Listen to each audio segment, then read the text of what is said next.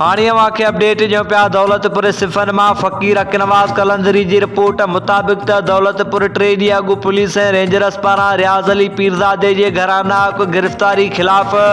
वारसन शहरी तहद जो एहतिजाजी मुज़ाहिरो वारसन इलाइक़े वासिने अयाज़मंद पीरज़ादो नज़ीर अहमद डायरी मोहम्मद ईसा डायरी ऐं ॿियनि हबीब बैंक खां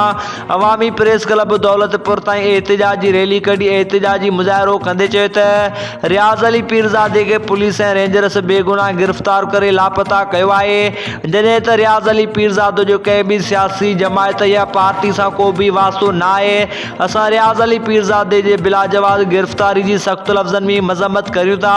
ऐं DIG शहीद बेनज़ीराबाद SSP शहीद बेनज़ीराबाद ऐं ॿियनि आला इख़्तियारनि खां मुतालबो कयूं था त वाक़े जी शफ़ाफ़ जांच कराए नाहक गिरफ़्तार कयल रियाज़ अली पीरज़ादे खे फौरी तौरु आज़ादु कयो वञे। जेकॾहिं मथस को बि केस आहे त खेसि अदालत में पेश कयो वञे।